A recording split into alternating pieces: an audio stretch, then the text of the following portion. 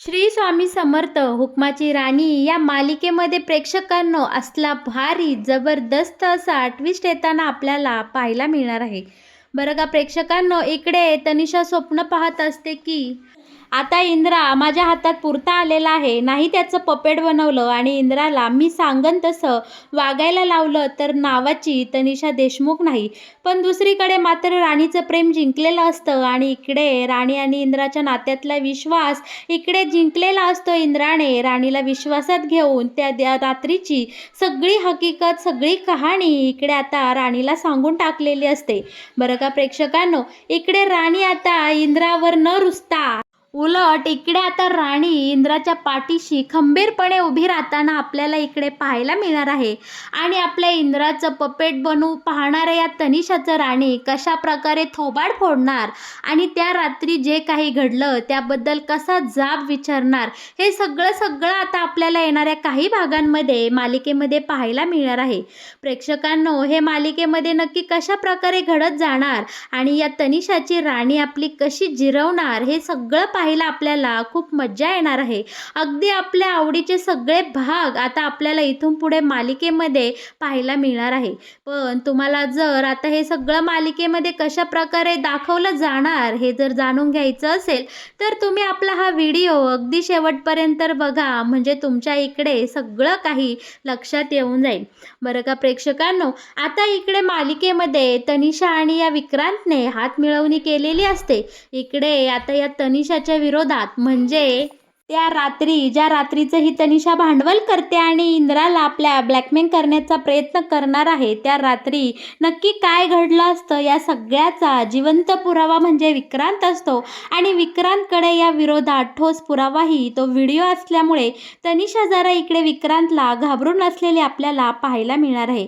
विक्रांतने इकडे तनिषाला स्पष्टपणे सांगितलेलं असतं की त्या रात्री खरं तर इंद्राने काहीही केलं नाही. माझा भाऊ बिचारा तुला स्पर्शही केला नाही. तो दारू पिऊन तिकडे सुस्त झाला होता आणि त्यानंतर जे काही घडलं ते सगळं तुझ्या मनाने आणि तू रचलेली कल्पना आहे आणि तूच सगळं केलं याचा माझ्याकडे ठोस पुरावा आहे. त्यामुळे तनिषा, तू जरा जपून वाग आणि हो, आता तू माझ्यासोबत हात मिळवणी करणं हाच तुझ्याकडे एकमेव पर्याय आहे.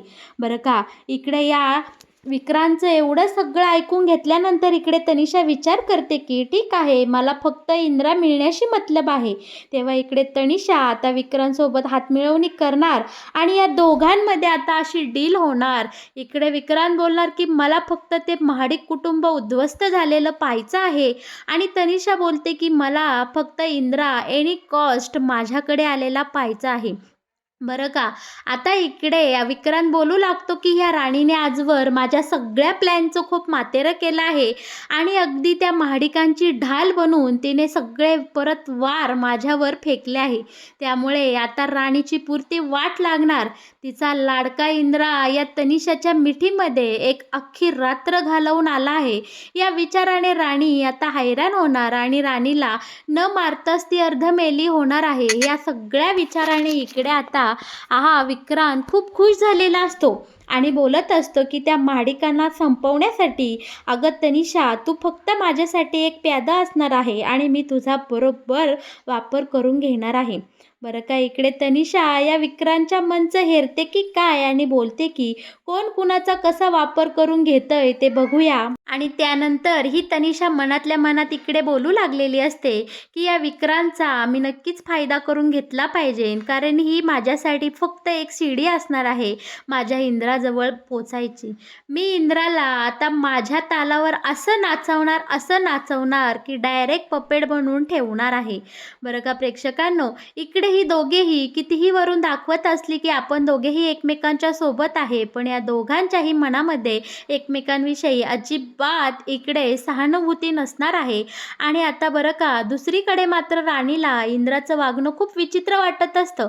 राणी सारखी राहून इंद्राला विचारत असते की अहो, असं काही घडलंय का ते तुम्ही मला सांगू शकत नाही? कारण मी परत आल्यापासून पाहते की तुम्ही माझ्यापासून लांब लांब जाताय आणि तुम्ही कसल्या तरी ओझ्याखाली, कसल्या तरी दडपणाखाली आहात. अहो, तुम्ही मला सांगू शकत नाही का? आणि तुम्ही मला वचन दिलंय ना, की आपल्या दोघांमध्ये आता कसलंही सिक्रेट नसणार आहे.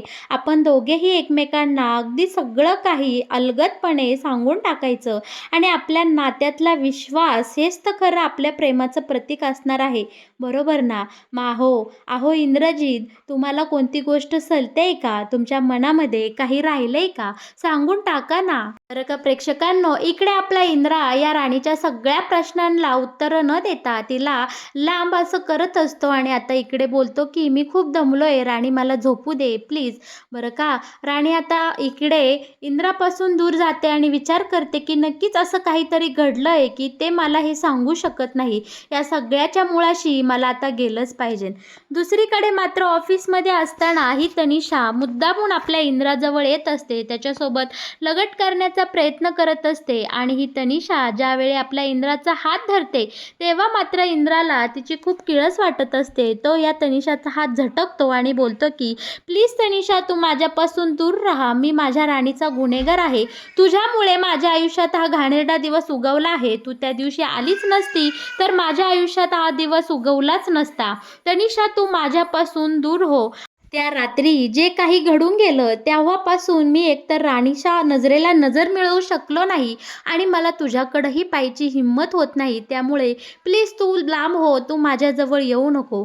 आता इकडे तनिषा मुद्दामून इंद्राला त्या दिवसाची आठवण करून देत असते आणि इकडे बोलू लागलेली असते, अरे इंद्रा, त्या दिवशी जे काही झालं ते दोघांच्याही संमतीने झालं आहे.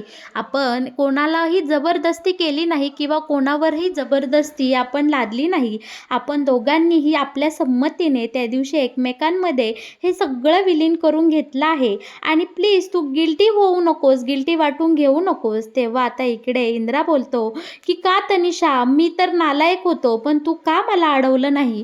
तेव्हा इकडे आता तनिषा मुद्दामून बोलते, अरे इंद्रा, मी तुझा स्पर्श विसरू शकते का? तू स्वतःहून माझ्या जवळ येतोय म्हणल्यावर मी तुला कसं काय अडवणार? आणि तू त्या दिवशी तसंही आउट ऑफ कंट्रोल गेला होता सारे.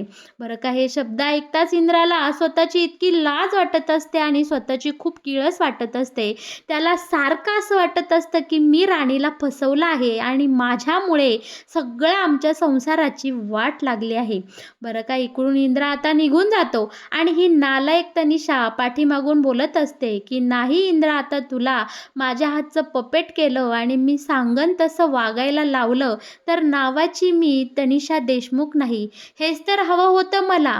राणी, मी तुला बोलले होते ना की मी तुझी अख्खी गोष्टच बदलून टाकील आणि ते आता ऑलरेडी इथं घडलं आहे. तुझा नवरा, तुझा लाडका इंद्रजित आता तुझ्या हातचा पूर्ण गेलेला आहे. तुझ्या हातून तो आता निसटला आहे आणि तो आता या तनिषा देशमुखचा झाला आहे.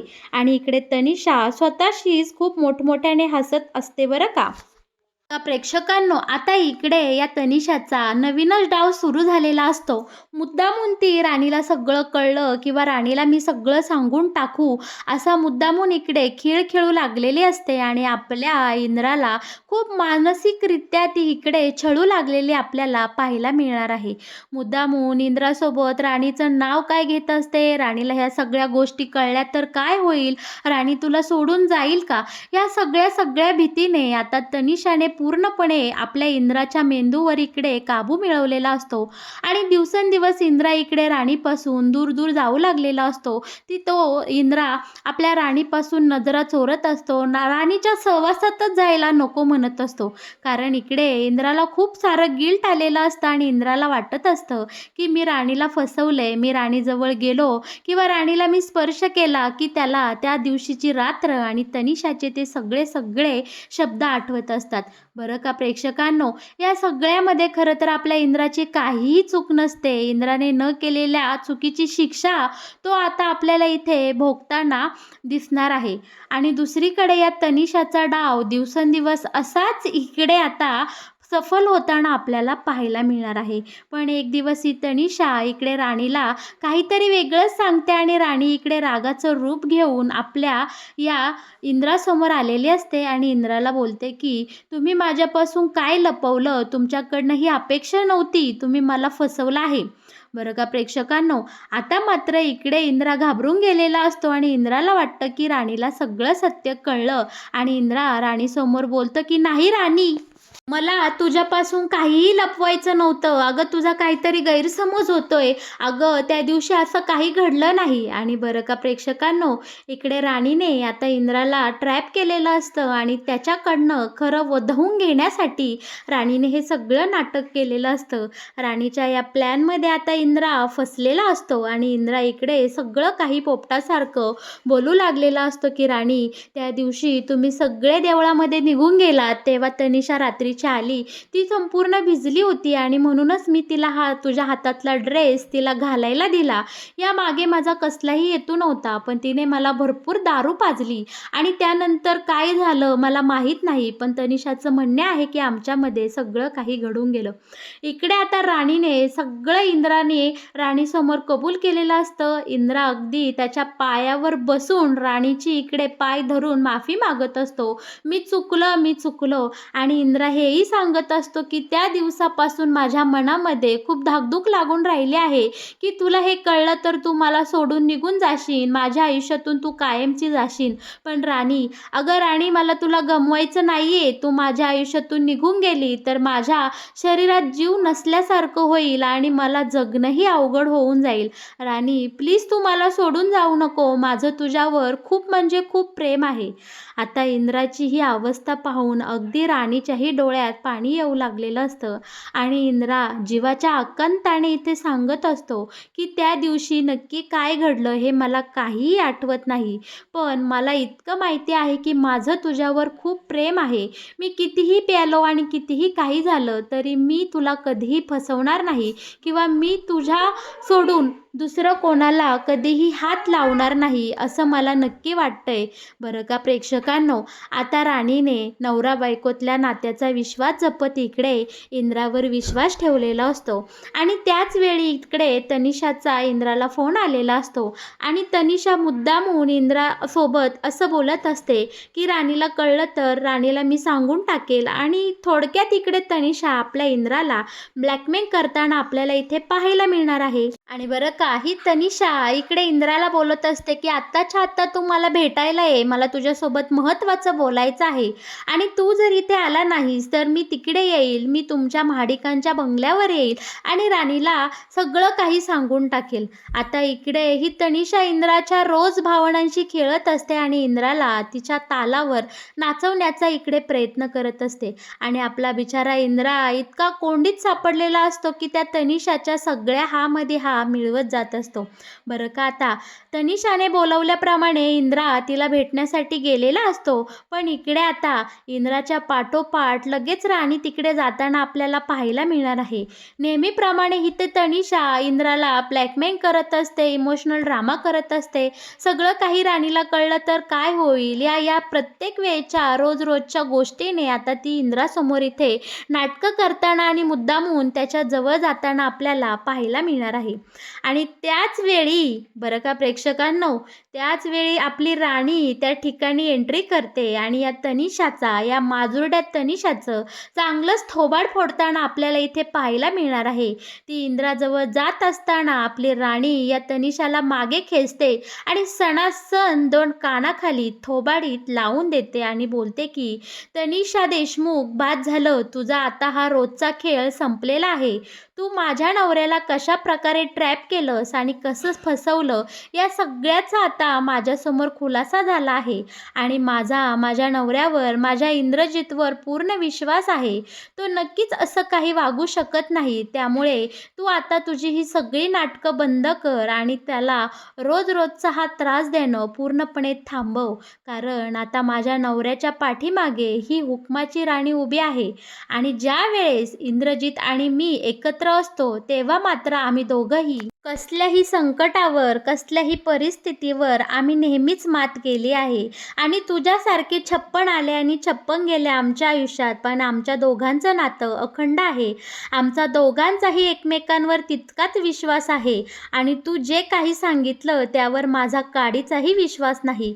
आणि जरी माझे इंद्रजीत चुकल्या असतील म्हणून तू त्यांचा असा फायदा घेऊ शकत नाही. आणि तू जे काही हे उघड्या डोळ्यांनी स्वप्न पाहत आहे की तुझ्या तालावर माझ्या नवऱ्याला नाचवशील किंवा पपेट बनवून ठेवशील, तर हे स्वप्न तू आत्ताच बघवणं थांबव. आता फायनली तुझी गाठ या हुकमाच्या राणीशी आहे. अशा प्रकारे प्रेक्षकांनो, आपल्या इंद्राच्या पाठीशी उभी राहते आपल्या राणीने या तनिषाची चांगलीच जिरवलेली असते. हिचा मात चांगलाच उतरवलेला आपल्याला इकडे पाहायला मिळणार आहे. तर मग प्रेक्षकांनो, कसा वाटला तुम्हाला हुकमाची राणी या मालिकेत येणारा हा नवीन ट्विस्ट? या मालिकेचे असेच नवनवीन अपडेट जर तुम्हाला सगळ्यात आधी जाणून घ्यायचे असतील तर तुम्ही आपल्या या चॅनलला नक्की सबस्क्राईब करा. आणि हो, व्हिडिओला लाईक केल्याशिवाय अजिबात कुठे जाऊ नका. धन्यवाद.